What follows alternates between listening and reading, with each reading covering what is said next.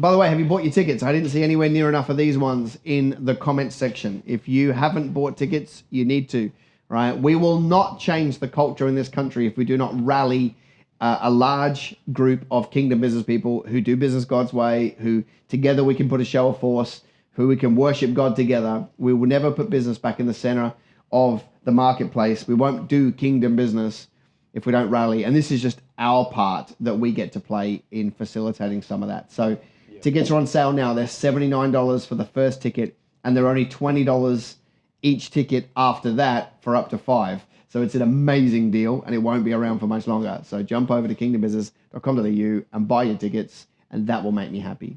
What was the shoe business that came out of Vegas that went global? The name escapes me at the moment, but it was huge. Where's Zappos? Zappos. Yep. So when they first launched, what they did to create a phenomenal experience was at the end of your purchase, you selected your shipping, but either way, they sent it overnight. That's so good. So that what would happen is somebody on the East Coast of America could buy from the West Coast, and the next day the shoes arrived. Didn't matter which one they selected, they funded it out of the margin. And what that did is it helped them go viral because the experience was ridiculous. It meant that somebody on Friday could buy shoes and wear them out on Saturday night. So people, and everyone said, you can't possibly do that, you'll lose your margin.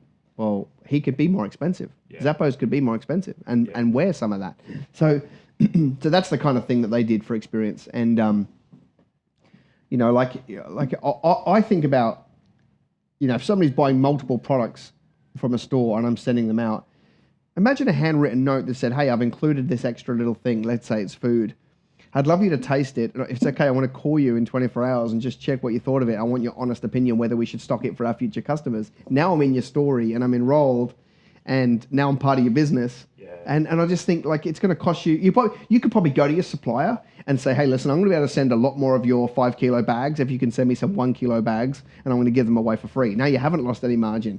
So that's the name of the game.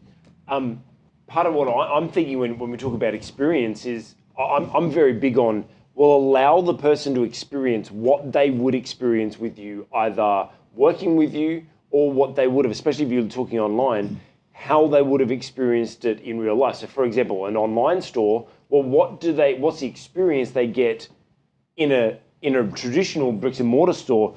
They walk in, they're walking up and down aisles, they're trying things on. So what I like to do for online stores is look at a way of, how can I give them online the same sort of experience that they're traditionally used to in that bricks and mortar setting, and see how you can replicate that. I know there's plenty of, Zappos, you mentioned Zappos, they have a 365-day return policy. So you can just, and no questions asked, right? So some people buy them, wear them that night, and then send them back the next day. Obviously, there's people that milk it, but in a majority, people didn't. But what if, I know when you go to the shops, you go buy 5 or 6 different things, and then go into the change room and walk out with one. Well, you can't do that with online. What if you were able to create that for online and allow people to, I don't know, not pay for all of them, but you then get to send them back. They pay for one and send back whatever they didn't get, and if they keep it for longer than so many days, they charge it all. Yeah, you just take their credit card. Take their credit. You got their credit card details anyway. Yeah. And so what if you're able to create that experience for them online? Yeah. And so I think, if you look at Surf Stitch, right, good Aussie company, they've had a whole world of trouble since they started. They did their first Black Friday sale on the website went down, so they missed out on it. They'd stocked up with like $300 million worth of stock and didn't sell it. They actually, I think they went into administration or they got close, but they've come back. And I think about it and I'm like, but that's been a 7-year journey or something. Like I think you've got to be prepared to take some losses at the start of an online store to build enough of a brand that people come back in at scale. Yeah.